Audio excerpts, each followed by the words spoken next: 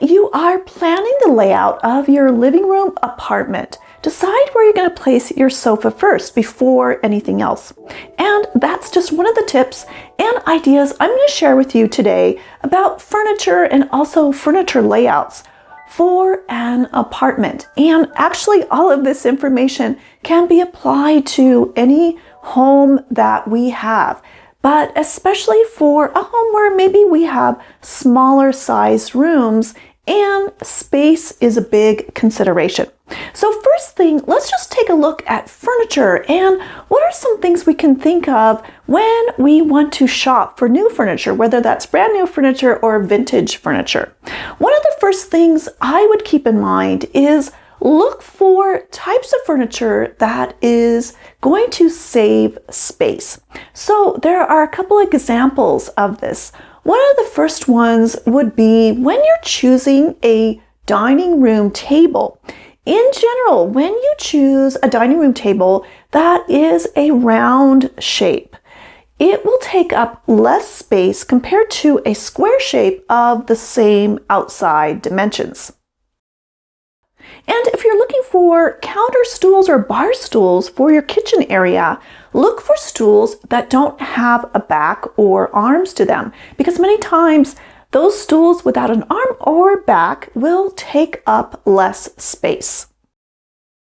And then in your bedroom, when you're looking for a bed, choose a bed with a mattress on a frame, because when we start to add in a frame that has a headboard and a footboard, those will just take up more space. So just finding a nice mattress on a frame will take up less space in your room. And in your living room, when you're looking for a sofa, choose a design that has a slimmer profile to it, because that will most likely take up less space. And if you want to buy a shelf or even a cabinet for your room, look to a design that's more on the vertical side rather than wider, because it will take up less space and also kind of draw our eyes up vertically to kind of give a more expansive look to that room. Another type of furniture you can look for is a piece of furniture that provides a dual purpose. So that could be a coffee table or the console table where you place your TV, or even a bench or ottoman. But in addition to their regular functions, they also provide some storage. Another type of piece of furniture you can look for is what's called a height adjustable coffee table. So this is great if you don't have room to buy a dining room table, or maybe you have bar stools up to your breakfast area for your meals. But if you have one of these tabletops on a coffee table that can be adjusted and raised, this is where you could sit on your sofa and have your meals or even work from home. And another thing you can look for when you're shopping for a new piece of furniture is to look for a design that has an adjustable size or the layout can be adjusted. So a good example of this would be an extendable or adjustable coffee table or even dining room table, where the smaller size can be used for every day, and then you can extend it to a larger size for when guests come over. And a drop leaf sort of table that is new or maybe vintage or antique could be a nice option as well to save some space. Another type of extendable table that could stay small during everyday use and then be extendable when you want to have more space would be what's called nesting tables. So this could be a coffee table or even side tables. And if you're looking for a new sofa or even a sofa chaise, it might be nice to have what's called a modular type of design, where you could change things around just a bit. As in this example, this person has a nice sofa chaise. The chaise is on the right side, but if they needed to, they could make an adjustment and put the chaise on the other side.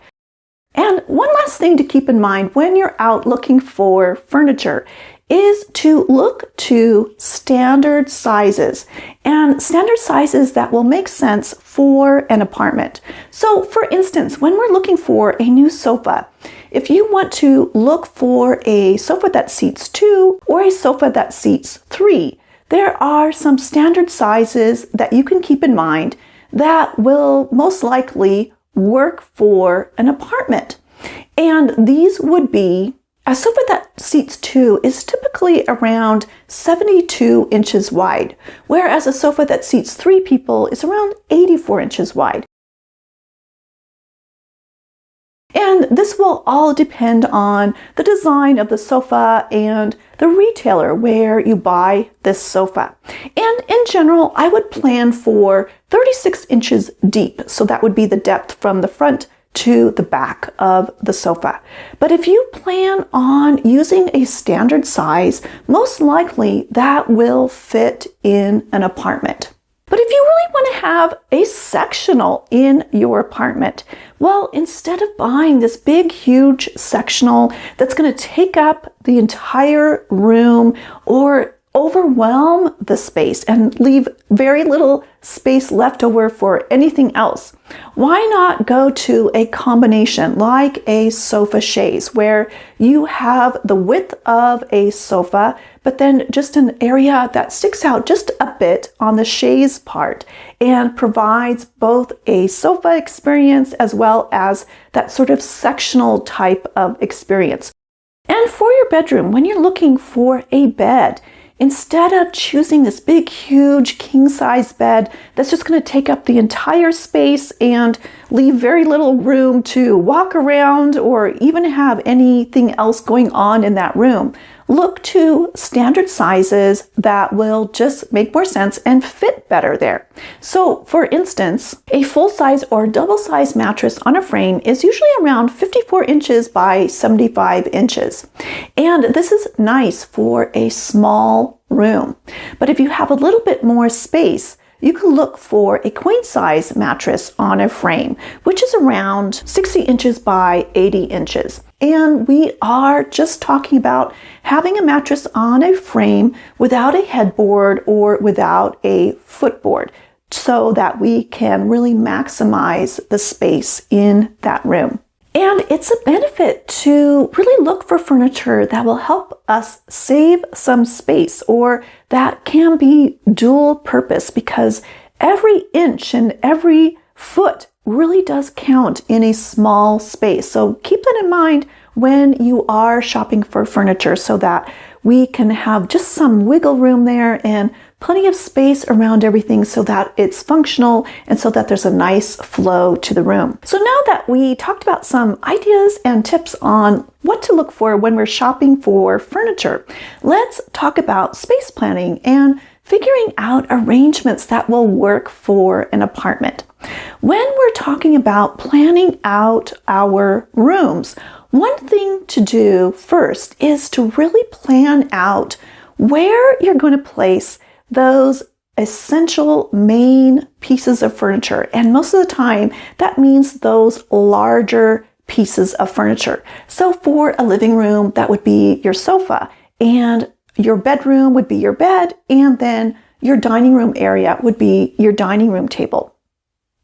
With any room, for those three main pieces of furniture, what I would do is check to see which wall makes the most sense to place one of those pieces of furniture. Which wall will fit that piece of furniture? Then I want you to think about pathways and clearances, because what we want to make sure, if we place, say, our sofa up against one wall, is there still space for pathways? Easy movement around the room, or easy movement to access anything else in the room. And when we're placing a sofa or a bed on a wall, lots of times we'll center those big pieces of furniture. And that makes sense because it provides stability. And we're working with symmetrical balance, where we could draw an imaginary line down the center of that wall and everything is lined up on this central axis. But if you need more space, it may make sense to, say, in your bedroom, move your bed over closer to one wall instead, so that you can free up some space on that other wall. So take some time and make some adjustments on what type of layout and placement will work best for you and the types of furniture that you have. And when we're talking about saving space, lots of times it will save more space when we do place, say, our sofa against the wall instead of having it sticking out or perpendicular to a wall. So keep that in mind as well. It also helps to create more flow and more movement. And another example of this would be a dining room table. So even in this example, they're using a round style of dining table, which already frees up some space, but also if they place it up against the wall. So automatically it's creating more space, more areas for pathways, and a nice flow to move from one area of that apartment to another area of the apartment. And so keep that in mind. If you have a dining room table, maybe placing it up against the wall will help to free up some space. And when you are taking some time to figure out where you're going to place your sofa or which wall to place your bed, just take some time to do that. There may be even more than one option, and just kind of check and see which one will make the most sense. And when we're thinking about that, we want to also think about if there's any other types of furniture that are going to coordinate with these types of furniture. So for instance, in a living room, we are most likely going to have a TV possibly across from us while we're sitting in the sofa. So we want to make sure that where we place our sofa, that we can have the TV on a wall opposite that. And we want to decide which wall to have the sofa or which wall to have the TV and which one will work better. Other pieces of furniture that you may think about placing in your living room would be a coffee table or an end table. And so you may want to look at your walls to see which one would be able to accommodate all of those pieces of furniture. And in a bedroom, after you decide where you're going to place your bed, most likely you'll have a chest of drawers in this room as well. So you want to think about which wall would make sense to place your chest of drawers and where you would have enough space to do that. And you may even have a nightstand. Another essential thing to think about when we are placing those large pieces of furniture and placing anything else that is going to coordinate with those larger pieces of furniture in our bedroom and in our living room area is to decide where we're going to place lighting.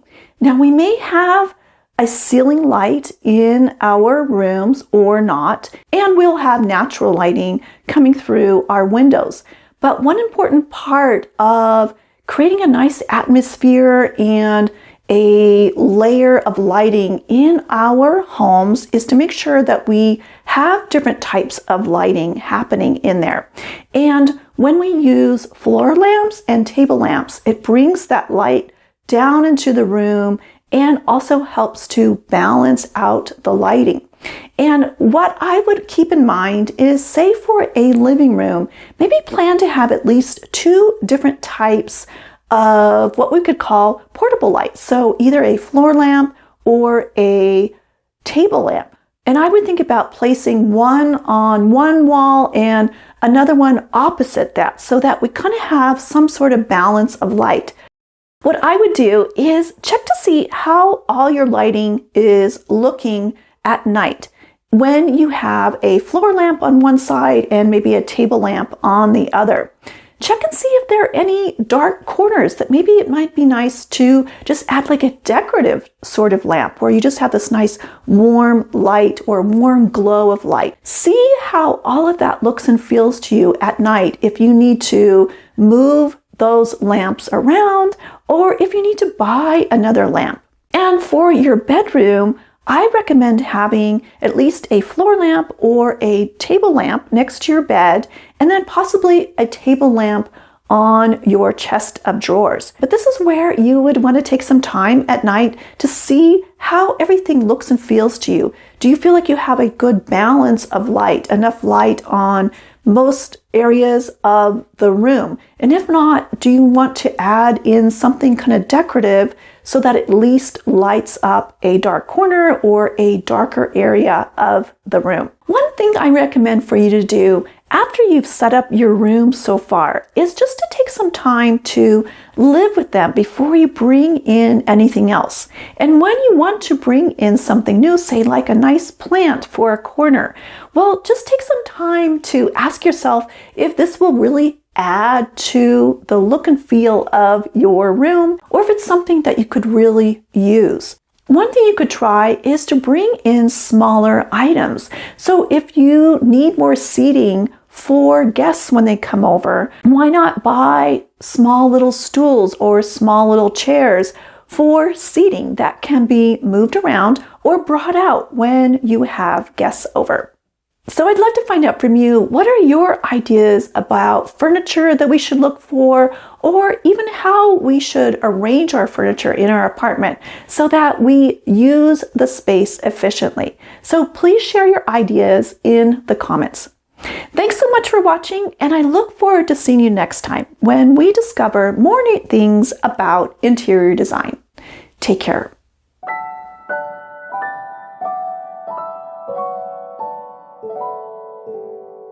Thank you.